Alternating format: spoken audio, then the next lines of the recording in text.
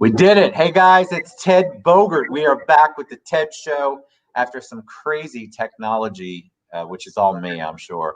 I am really excited always to spend time with my friend Nef Rodriguez. He's with Camaraderie Foundation, and he is actually our first guest for our new series we're launching, Lake Nona Regional Chamber Presents. We're going to be talking about all the small businesses. We want to try to focus on our businesses and our charities in town, and Lake Nona Chamber is going to begin to help you and support you. So if you're a Lake Nona Chamber member, please reach out to Don or the team, Felicity. But Nef is an old friend. He's been on the show before. He's amazing. Camaraderie Foundation, one of my favorites. So enough of me talking, Nef. Welcome. Oh, glad to be here. Love every minute of it. Super excited to have you. Let's talk origin story. People want to know. We can take a deep dive into Camaraderie Foundation in a little bit, an incredibly important service that you all provide and awareness. But let's learn a little bit about Nef before we take that deep dive. Yeah, well, I'm a retired lieutenant colonel. I spent 33 years in the Army. Thank you. Oh, no problem. I appreciate it. I loved every moment of it. But when I got ready to retire, I couldn't figure out exactly what it was I wanted to do with the rest of my life when I grew up. And so, yeah, I sat here one day looking on the internet, and I saw the Camaraderie Foundation pop up on my screen with a job opening for the executive director's position. And I had a son who suffered PTSD, was hit with 2 IEDs in Iraq. And he got hit with one, flipped the vehicle over, killed 3 of his teammates inside the vehicle, wounded him. He got back to the rear. They brought him back. He got back in a vehicle to go out and get his buddies. He got hit again with a second one. Wow. So it really messed him up. And they put him, medically retired him out of the Army and put him on the standard medications that they do, to try and treat PTSD. And then, like all these other young men and young women, when the drugs don't do it, they supplement alcohol with it. And so he did that. And 2 o'clock in the morning, I got a phone call from a SWAT team that was outside his house because he had barricaded himself in there. And he has no recollection of doing any of that. But they did talk him out. And I went to the judge and asked the judge, let me have custody of him. And they did. And I brought him here to my home in Florida with his children. And I saw them going through that dynamic, the struggle. And he built himself a base camp in the garage because he just wanted to be alone. And sometimes he wanted people, sometimes he didn't. But I saw that dynamic struggle with him. And so when I saw what Camaraderie Foundation does, helping heal the invisible wounds of war, but not only do we do the veteran, but they treat the family. So the children, the spouses, the parents that have to, have the child living in their home with PTSD. So the whole family unit was treated by Camaraderie Foundation. It was absolutely free. And so when I saw that, I was like, you know what? That's something I could do, and I can make a difference and still be with my soldiers and serve them. It's perfect for you because you have such a giving heart, and Camaraderie Foundation does so much amazing work. I am glad that your son is good or better. Guys, PTSD, nothing to mess around with. You guys should look more up about it. It is life changing, and you have to kind of figure out how to maneuver your way through when you're dealing with that. A lot of times they like to throw a ton of drugs at you, like Nef mentioned earlier. And, that's just a Band-Aid. Right. There's a lot of things that need to be done. We need to take care of our soldiers, our veterans that have dealt with that. It is a rampant, it's epidemic. 22 was a number we talked about earlier. 22 veterans, 22 servicemen and women, they commit suicide daily. That's the average number. That is 22 people too many. And so I am very happy that you're coming on and talking about Camaraderie Foundation. The military, I feel like we need to do a better job as civilians to take care of you guys, or at least to embrace you and wrap our arms around you. All right, enough of me pontificating. You have a video for us. Yeah, I'd like to share with everyone a testimony from one of our clients, and let me bring that up for you. It tells. Let's see if we can get that up there. Like you're cranking a jack in the box, and you're just cranking it, you're cranking it, and you're cranking it, and you're cranking it. And it might pop out, it might not. But the entire time you're cranking it, you're anticipating it to pop out. When we were in Iraq, what we did was literally just we went and patrolled every day. We just got in our trucks and we just drove around every day. Sometimes 8, most of the time 10, 12 hours. Right? Not knowing what's going to blow up at any given time, that constant stress, that constant worry, that constant on-edge feeling you have, that takes a toll on you. And it's not until years later that you realize that that's just kind of how you are now.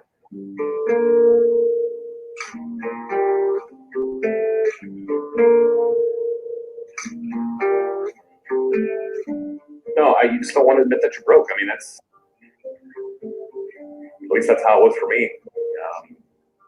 Especially when you're in, and this is across the surface, but especially in infantry, in any combat role, you gotta be tough. You gotta be able to brush it off. You gotta be able to focus on the task at hand. And then after the service, the task at hand was go to work every day, make a paycheck, provide for your family, do good work, and get all your tasks done, and then you don't really have to allow yourself a lot of time to stop and do any kind of self-maintenance. So yeah.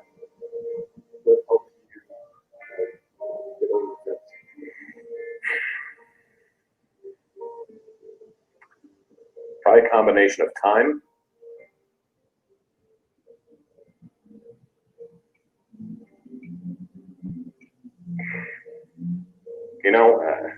a failing marriage. I kind of saw that a lot of my behaviors were affecting my family. So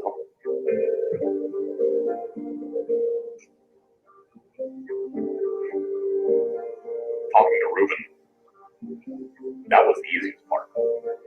He wasted no time. I mean, he did all the hard work. I mean, he literally moments later, I had an email with several different providers that were in my area. He said, "Look, if none of those work out for you, let me know. I'll send you more. You've got your own provider. And if they're not in our list, we'll put it in our list." And that's something that Camaraderie Foundation does very well, is just make it easy. And there's literally no strings attached. And working things out. I can't change, and a counselor can't change the things that have happened, but just getting them out and talking them through with somebody, that the amount of processing space that I gathered just from going to counseling, like I'm actually able to think. You have to advise anybody who's feeling the effects of PTSD or might be going through it, and they might not be aware. What would you tell them? The realist in me will tell them you'll know when you're ready.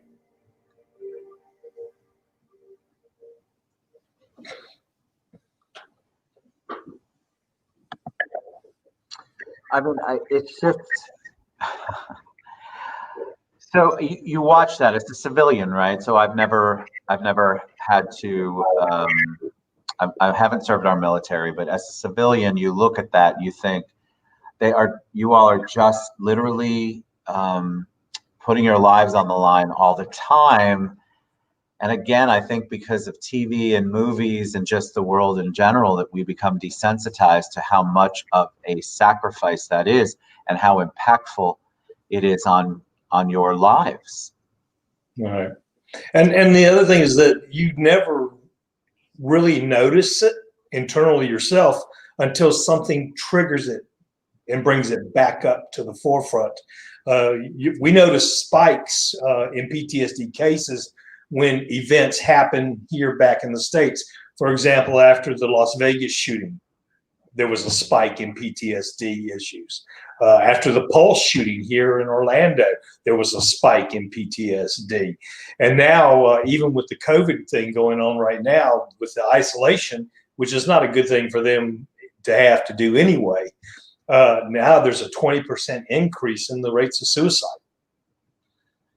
It's just, the whole thing's heartbreaking, and I think people we don't know what to do. So Camaraderie Foundation, tell us what services you all provide and how that impacts somebody like the gentleman who was on, the veteran that was on. Right. Well, we have 3 different programs. So our main thing is to save lives and save families. That's our motto. And so we try to do that in 3 different programs. One is counseling, of course, because we want them to get the mental health they need to get where they are healthy and can support and take care of their families.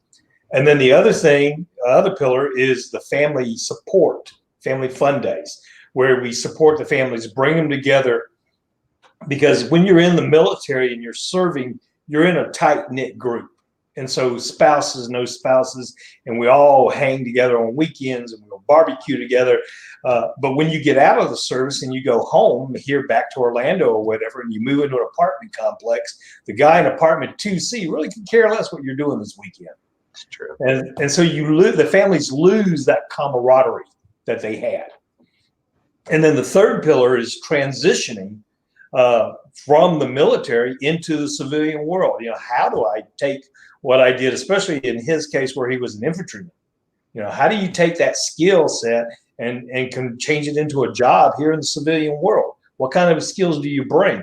And so we help them transition into a job or into a skill. We teach them how to network, how to present yourself, how to take what you did and translate the leadership that you exhibited. A lot of people are looking for that kind of leadership in their employees. And so we teach them how to do that.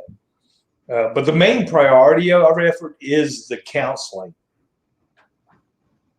I think that those of us, I've had a lot of vets on here, and I think we've talked about it the last time you were here. We don't understand that transition is, you think, well, you were a non-veteran before you went in the service, so why can't you come out and be exactly like you were before? And I think people don't understand that impact and the power that serving has on a lot of people. And when they transition out, just because you were I'm going to mess it up, but you're a special agent, XYZ, PDQ, and you had a specific job that you did in the military, doesn't mean that civilian life understands how to translate that into a job that makes sense for you. And so we as corporate America, I know we're working on it, but we don't do a great job of trying to figure out how to utilize those leadership and business gifts and talents that you were talking about and translate them into corporate America. Right. One of the things I like to tell people is that, you know, they taught us how to put the uniform on, but they didn't teach us how to take it off. And that's the way it goes, because we'll spend a year, 2 years training, like you said, someone who comes from being a civilian, we will spend 2 years training them to become a soldier. But then when it comes time for them to get off of their active duty or off their service, we'll spend 24 hours out processing them and sending them home. So we never teach them how to undo. And I found that even that, when I was, like I said, you know, I was trying to figure out what I was going to be when I grew up after I retired. You know, I had done this. I went into service. I was 17 years old. Wow. And I was 47 when I retired. And so all that time, that's all I've ever known was the military. So now I've come out into the civilian world to the workforce, and I'm trying to figure out what it is I can do and what do I want to do.